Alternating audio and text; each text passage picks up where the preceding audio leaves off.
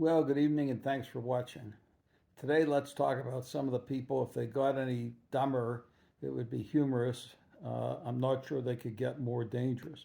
So let's start first with the Department of Justice discussing the possibility of investigating the city of Chicago for because the mayor has hired too many people of African American descent.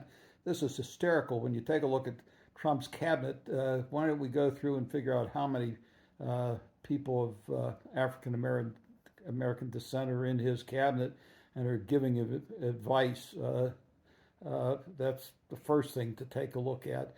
Second thing to take a look at is his whole DEI effort is to get rid of black people, women, and other minorities throughout the system. So the DOJ ought to be taking a look at itself in the mirror and investigating the federal government for the way they're operating and not the city of Chicago. Then let's talk about uh, uh, the whiz bang of Director of National Security, Christy Gordon Nome, who doesn't understand the law and doesn't care to understand. As I suggested, I think about a week ago, I don't think any of these people have ever read the Constitution or understands it. So that it now turns out that the Department of Homeland Security is deporting people to South Sudan, contrary to court's orders. So Garden Gnome was testifying in front of Congress, and let me back up for a minute. The writ of habeas corpus is a writ that dates back hundreds of years from English, the Magna Carta, uh, uh, uh, written up in around 1200, and it's long established law that the government, if you file a writ of habeas corpus, they have to produce the person and publicly state what the issue or why somebody has been arrested.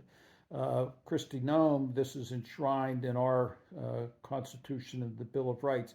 Christy Garden Nome was asked what the writ of habeas corpus was, and she said, "Well, that's the rule that lets the president deport people from the country." It's exactly the opposite of that. She doesn't know what the hell she's talking about. She doesn't know what she's doing as she rides around in outfits trying to look tough. She can't even look intelligent when she appears in front of a Senate hearing.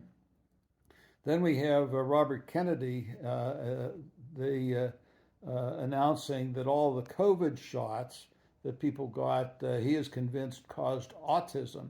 Now we need to remember that Trump had the one success he had in his first term was Operation Warp Speed, which was to develop the vaccines to protect against death from the COVID virus.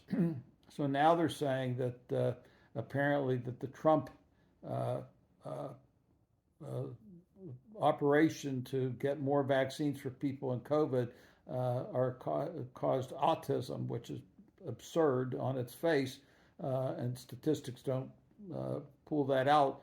But the one thing that Trump wanted to take credit for, he can't because now his Operation Warp Speed, apparently, according to his own people, led to increase in autism.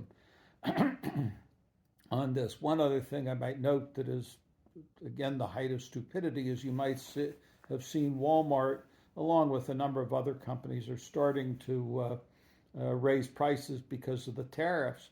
Trump has publicly called out Walmart for this and said they shouldn't do it. But it was Trump who said that Americans and American companies don't pay for the tariffs. If they were goods from China, that China would pay for the tariffs. So which one is it, Bozo? Is it the countries, is it the companies, or is it the people? It's certainly not the country of China. It's the U.S. companies and the U.S. individuals who are paying this increase of taxes.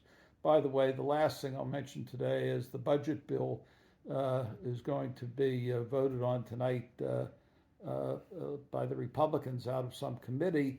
Uh, the there are going to be drastic cuts to the food programs, to the needy through Medicaid and what's called the SNAP program. But Trump has said that this will all be offset by the lower price of food because of the tariffs. Uh, the stupidity of this is almost beyond belief. Well, it is beyond belief. Okay, thanks for watching tonight, and I'll catch up to you tomorrow or the next day.